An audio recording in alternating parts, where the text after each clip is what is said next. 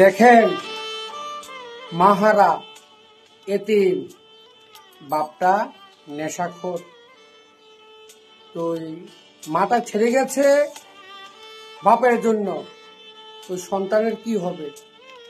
তো এই সন্তানগুলিকে বাঁচানোর জন্য সোনামুড়াবাসীকে বারবারও বলছি, সবাই আমাদের পাশে আসেন। এরকম অসহায় মেয়েদেরকে যেন বাপ হারা মা হারা না হতে হয়।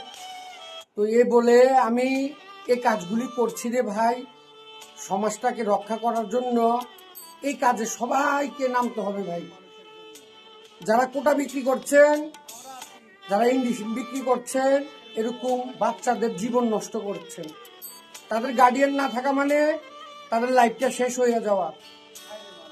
ওর বাপটা আজকে আমি নিয়েছিলাম, ও কোনো বেশি দিন বাঁচবে না, অনেকই প্রবলেম হয়ে গেছে। উনি রসমলাই খাওয়ার জন্য আমাকে বলেছিল, ওই মেয়েকে এনে আমি একটা রসমলাই দিচ্ছি ওই বাপটার জন্য। তো সবাইকে কথাটা একটাই বলতে চাই, আমি ধরে একটাই বলতে চাই, প্লিজ আপনারা ইঞ্জেকশনের কোটাটা বেচা বন্ধ করেন। তাদের মতন সন্তান আপনাদেরও আছে, এই টাকা দিয়ে আপনাদের সন্তানকে কোনোদিন মানুষ করতে পারবেন না। এই পজিটিভ রূপ থেকে কেউ মুক্তি পাবেন না। আমরা এটা নিয়ে একটা পদক্ষেপ নিয়েছি, সবাই আমাদের সাথে যুক্ত হন। সমাজটাকে কোটাখুর আর ইনডিসিংকন মুক্ত করেন।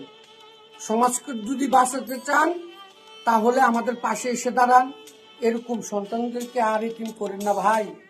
সন্তান আপনাদেরও আছে, সবাই আছে। যারা বিক্রি করছেন তোমাদের সন্তানের জন্য, প্লিজ এই কাজটা বন্ধ করে দাও। এটার টাকা দিয়ে তোমাদের সন্তান মানুষ করতে পারবে না, কোনোদিন পারবে না। এই পজিটিভ থেকে এই ছোট ছোট বাচ্চারাও বাঁচবে না। এটা আমার মামুনি, এটা আমার মামুনি।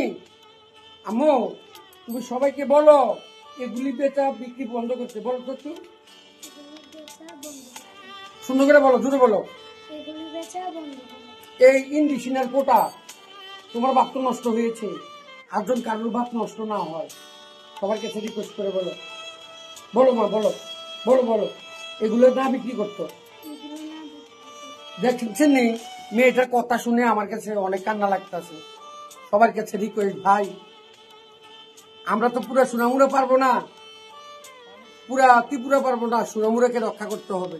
আমরা সোনামুড়াতে থাকি, সবাই মিলে এই আওয়াজটা আমার সাথে তালে তালে থাকেন। সবাই এগিয়ে আসেন আর আমাকে সহযোগিতার হাত বাড়ান, যেন সোনামুড়াকে এই জিনিসটাকে মুক্ত করতে পারি, সোনামুড়াকে রক্ষা করতে পারি। এই বলে এখানে রাখছি। সবাই ভালো থাকবেন, সুস্থ থাকবেন। আল্লাহ হাফেজ।